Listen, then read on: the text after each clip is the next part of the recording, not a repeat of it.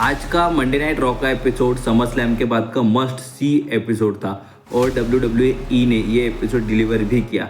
तो दोस्तों, मेरा नाम है शुभम और आप देख रहे हैं खबर WWE की। तो चलिए शुरू करते हैं।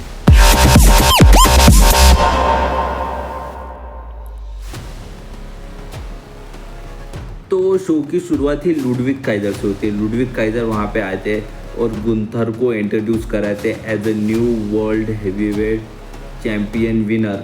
और फिर गुंथर की हमें एक अच्छी खासी लंबी चौड़ी एंट्रेंस देखने के लिए मिलती है और क्राउड की तरफ से गुंथर को सपोर्ट भी था। जिस तरह से क्राउड चैंट्स लगाता है यू डिज़र्व इट के चैंट्स भी थे गुंथर के लिए, और वो देख के गुंथर भी खुश थे। उन्होंने हग भी किया लुडविग काइजर को। उसके बाद वो प्रोमो कट करने जाते हैं। वो कहते कि अपन इसे वर्ल्ड हेवीवेट चैंपियन ने कहा था, वो करके दिखाया, कोई होगा तो आओ। तो इंटरप्ट करने के लिए रेंडी ऑर्टन आते हैं। रेंडी ऑर्टन आके कहती कि देख भाई गुंथर, कि तू मेरे वजह से अभी चैंपियन है। क्यों? क्योंकि अगर तू मुझे नहीं हरा पाता चीटिंग करके तो तू चैंपियन नहीं होता। तो तू भी जानते है कि तूने मुझे क्लीन नहीं हराया, मेरा शोल्डर ऊपर था और ट्रिपल एच ने मुझे वादा किया था कि मैं तेरे खिलाफ एक रीमैच हासिल करूँगा। तो रेंडी ऑर्टन चैलेंज कर देते गुंथर को और गुंथर एक्सेप्ट भी करते और रेंडी ऑर्टन से कहती कि तू अब ये मैच हारने वाला है। तो ठीक है, नेक्स्ट मैच हमें देखने के लिए मिलता है शेमस वर्सेस लुडविग काइजर के बीच में। और मैच चालू होने से पहले ही दोनों सुपरस्टार ने एक दूसरे के ऊपर अटैक कर दिया। हमें छोटी सी ब्रॉल देखने के लिए मिली। फिर दोनों सुपरस्टार रिंग के अंदर आए और फिर मैच चालू हुआ। काफ़ी अच्छा इम्प्रेस किया दोनों ही सुपरस्टार ने। जिस तरह से हार्ड हिटिंग मूव्स लगाते शेमस, उसका जवाब भी दिया लुडविग काइजर ने। मुझे इस तरह की रेसलिंग लुडविग काइजर से उम्मीद नहीं थी, लेकिन काफ़ी अच्छे मूव्स लगाए लुडविग काइजर ने शेमस के खिलाफ। लेकिन एक बार जब मैच की सीधे सीधे एंडिंग की तरफ बढ़ते हैं तो पीट डन आ जाते बीच में। पीट डन शेमस के ऊपर अटैक करने की कोशिश करते हैं, लेकिन शेमस उसका काउंटर करते हैं, यानी उससे बचते हैं और पीट डन को एक हाई अप नी लगाते हैं और फिर रिंग में जाके लुडविग काइजर का काम ख़त्म कर देता है। मुझे लगा कि अभी इस वक्त पीट डन आ गया तो शेमस ये मैच हारने वाले, लेकिन वैसा नहीं हुआ। शेमस ने लुडविग काइजर का जो अपना फिनिशर होता है, कौन सा फिनिशर है उनका ज़रा बताइए। तो उनका फिनिशर है ब्रोक किक लगाया और लुडविग काइजर का काम ख़त्म कर दिया। मुझे शेमस की ब्रोक किक पर्सनली देखना काफ़ी अच्छा लगता है। तो ठीक है, शेमस ये मैच में जीत गए। काफ़ी दिनों बाद वो मंडे नाइट रॉ पे जीत हासिल करने वाले सुपरस्टार्स में से एक बन चुके। तो ठीक है, तो नेक्स्ट हमें देखने के लिए मिलता है फॉर्मर वर्ल्ड हेवीवेट चैंपियन यानी डेमियन प्रीस्ट रिंग में आते ही फिन बैलर को ललकारते हैं। वो कहते हैं कि फिन बैलर, तूने मुझे और मेरी फैमिली को स्क्रू किया, और वो फैमिली दूसरी तीसरी कोई नहीं, ये सारे ऑडियंस बैठे हुए थे। मैं तुझे फैमिली समझता था और तूने मुझे स्क्रू कर दिया। तू मेरा इतिहास जानता है, मैं किस तरह का सुपरस्टार हूँ, मैं कहाँ से आया हूँ, ये तू सब जानता है। उसके बावजूद तूने मुझे स्क्रू किया, तूने मुझे धोखा दिया। इसके बाद हमें फिन बैलर देखने के लिए मिलते हैं बड़ी स्क्रीन के ऊपर, टाइटनट्रॉन स्क्रीन के ऊपर। और फिन बैलर कहते कि देख भाई डेमियन, हम जजमेंट डे मेंबर थे और जजमेंट डे में कोई लीडर नहीं था, लेकिन जब से तू चैंपियन बना तूने हमें लीड करना शुरू कर दिया, तूने हमें दबाव में रखना चालू कर दिया।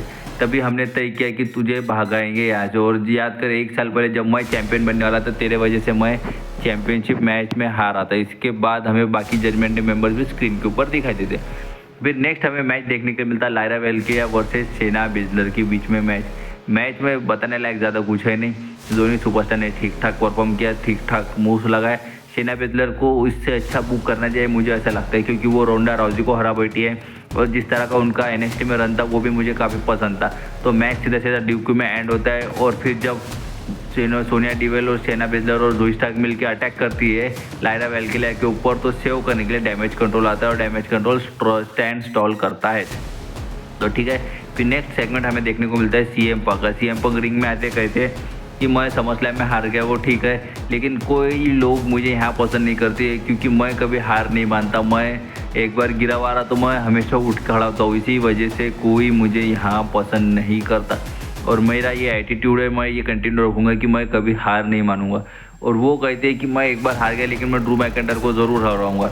और तभी हमें सेथ रॉलिंस का म्यूजिक प्ले होते हुए दिखता है, क्योंकि वो सेथ रॉलिंस को नहीं, ड्रू मैकेंटायर को चैलेंज कर रहे थे और सेथ रॉलिंस काफ़ी ज़्यादा गुस्से में दिखाई दी। सेथ रॉलिंस जिस तरह से डांस करते हुए आते वो भी उन्होंने नहीं किया, एकदम घूरते हुए CM पंक को आते ही अपना वेस्ट निकालते, अपना जैकेट निकालते और फिर कहते CM पंक से कि मैं तुझे पटक्के मारने वाला हूँ, तू मुझे रिंग में नहीं घुसने देगा तो मैं तुझे बाहर पटक्के मारूंगा। तो तभी CM पंक पीछे हट जाते और ड्रू मैकेंटायर इंटरप्ट करते कि भाई क्यों लड़ रहे हो, रुको। और वो सीएम पंक को कहती कि देख भाई सीएम पंक, तेरे सड़े हुए कुत्ते लैरी का नाम और तेरी हॉट वाइफ एजे का नाम मेरे ब्रेसलेट पे है नहीं। जो तेरा ब्रेसलेट है वो मैंने लिया था, वो ब्रेसलेट अभी भी मेरे पास है। ये देख के सीएम पंक भड़क जाते हैं और ड्रू मैकिंटायर के पीछे जाते हैं और सेथ रॉलिंस रह जाते हैं रिंग में अकेले और उनके ऊपर अटैक होता है फिर ब्रॉन्सन रीड का। सेथ रॉलिंस फाइट बैक करने की कोशिश करते हैं लेकिन वो उसमें कामयाब नहीं रहते। और फिर सुनामी के बाद सुनामी, सुनामी के बाद सुनामी, सुनामी के बाद सुनामी लगती है सेथ रॉलिंस के ऊपर और Seth Rollins possibly blood capsule खा के खून थूकते, अगर आपने लाइव एपिसोड देखा होगा, क्योंकि जिस तरह से वो खून नकली लग रहा था वो पॉसिबली ब्लड कैप्सूल का ही था। क्योंकि WWE अपने टेलीविजन पे इतना ब्रूटल तो नहीं जा सकती कि किसी के इंटरनल इंजरी हो रहे तब भी रुके ना, ठीक है। तो नेक्स्ट हमें मैच देखने को मिलता है Authors of Pain versus the New Day के बीच में मैच। और ये मैच शुरू होते ही दोनों चारों सुपरस्टार ने काफ़ी अच्छा परफॉर्म किया। जिस तरह से न्यू डे परफॉर्म करती है वो भी अच्छा लगा, लेकिन एक वक्त पे ऑथर ऑफ पेन्स ने दबदबा बनाए रखा। लेकिन ये मैच में हमारे लिए एक सरप्राइज था। वो सरप्राइज क्या था? तो सरप्राइज था ओडिसी जोन्स।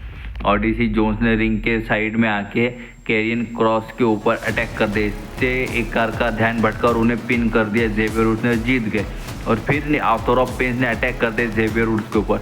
तो फिर से वापस सेव करने के लिए ओडिसी जोन्स आते हैं और दोनों सुपरस्टार को उठा के पटकते हैं। क्या मारा, क्या पावर दिखाई ओडिसी जोन्स ने, दोनों के दोनों ऑथर ऑफ पेन्स के मेंबर को उठा के मारा। अब ये देख के अच्छा लगा कि ऑथर ऑफ पेन्स को मारा कोई सुपरस्टार, ये काबिलियत रखता है। तो नेक्स्ट मैच हमें देखने के लिए मिलता है a town down thunder versus the awesome truth के बीच में मैच। तो ये समरस्लैम का फॉल आउट ही था क्योंकि ए टाउन डाउन थंडर तो दोनों ही स्मैकडाउन के सुपरस्टार है। और ये मैच की हम बात करें तो सीधा चारों के चारों सुपरस्टार ने काफ़ी अच्छी परफॉर्म की। जो जिस तरह के मूव्स लगाते हैं ऑस्टिन थेरी, वो मुझे देख के काफ़ी अच्छा लगा।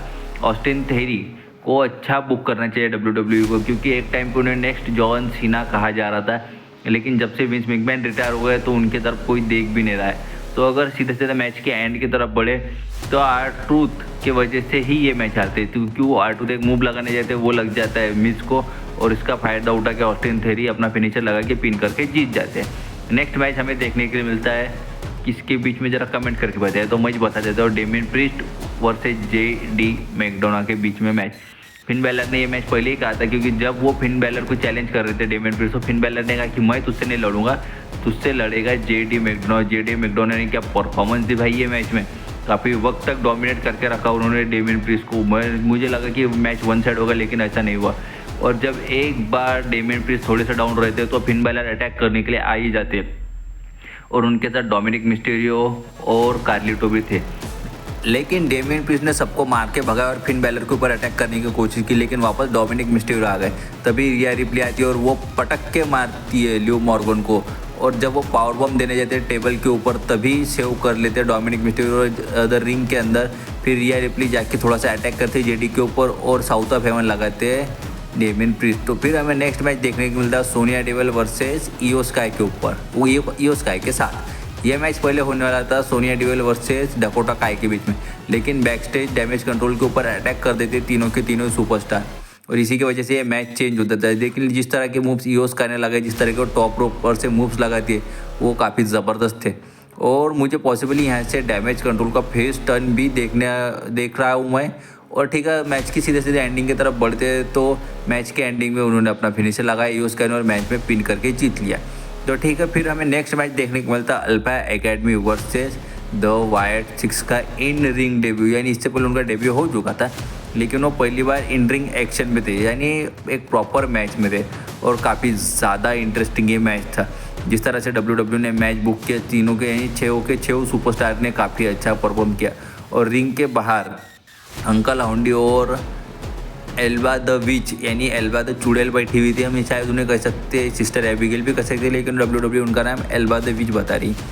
और मैच की शुरुआत डेक्स्टर लूमिस करते, पावरफुल मूव्स लगाते, चैट गेबल उनसे डर के भाग जाते और क्रीड ब्रदर्स को टैग देते। लेकिन एक बार थोड़ा सा वो भी क्या करते हैं, थोड़ा सा अपर हैंड लेने की कोशिश करते हैं क्रीड ब्रदर के ऊपर। लेकिन एक बार जब एरिक रोवन की रिंग में एंट्री होती है तो किसी के हाथ में कुछ नहीं रहता। वो जिस तरह के अपने मूव्स लगाते, पटक पटक के मारते हैं चैट गेबल और क्रीड ब्रदर्स को। अगर मैच की एंडिंग की तरफ बढ़े तो टॉप रोप पर से डेक्स्टर लूमिस लगाते हैं एक स्प्लैश, उसके बाद एक पावर बम लगाते हैं और फिर उसके बाद पिन करके जीत जाते हैं ये मैच। और वायर 6 स्टैंड टॉल करता। और एक बोनस न्यूज़, WWE ने नेक्स्ट स्मैकडाउन के लिए रोमन रेंस का रिटर्न अनाउंस कर दिया है।